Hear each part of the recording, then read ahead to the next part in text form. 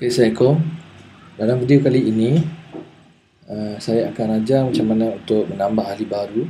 So caranya pergi ke website gagasandarutijari.com, klik log masuk dan masukkan username ataupun nombor ahli anda dan juga password. Dalam contoh ni saya gunakan admin. So klik submit dan anda akan dibawa di ruangan dashboard.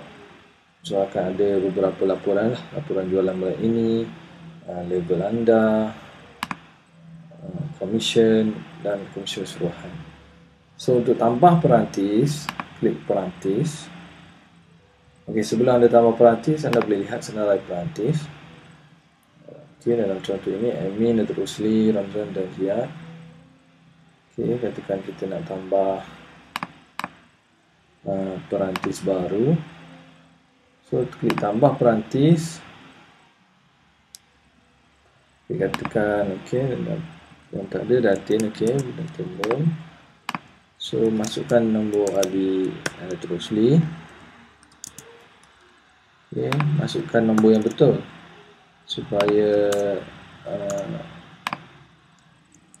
nama akan keluar lah. So Datuk Rosli daftar bila hari ini. So IC katakan saya buat je lah IC ni ya. 1, 2, 3, 4, 5, 6. So nanti login 1, 2, 3, 4, 5, 6 lah. Okay. Tujuan dia pakai nombor macam ni, nombor IC, sebab kadang-kadang orang lama ni dia jarang online, jadi dia tak selalu guna password. Jadi pakai IC lagi senang, dia akan ingat nombor IC dia lah. Amat jarang lah yang tak ingat nombor IC kan. So IC dia 6 nombor IC belakang lah, nombor kod negeri dan nombor IC. Okay, ni nombor bank. Kalau ada bank yang perlu ditukar sebenarnya. So sekarang ni dia buat daftaran festival. So Datuk Rosli sebagai refer tak dapat apa-apa komisen lah. Yang ini akan masuk kepada akaun syarikat. Okay, dia akan pilih online banking. Online banking maknanya dia pakai Maybank to You contohnya. Okay, dia dah transfer 395, dia akan copy dan paste bukti bayaran di sini lah. Successful.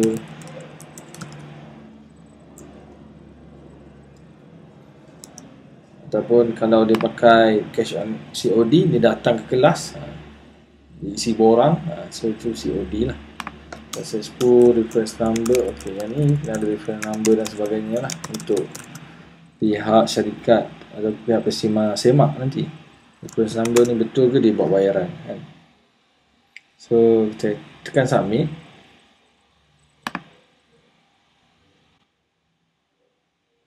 Okey, ini bermakna ia telah berjaya lah.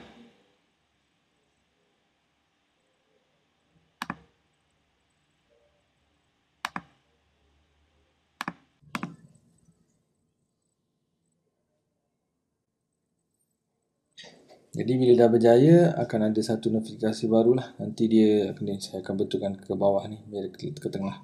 Rakam yang baru telah ditambah. Ini bermakna ia telah berjaya lah. Okey. So itu saja cara untuk tambah ahli baru. So senarai ahli baru akan bertambah.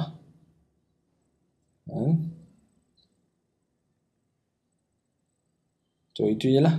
Saya ingin tunjuk macam nak tambah. Yang lain kita akan buat video lain lah. Okay, baiklah. Terima kasih.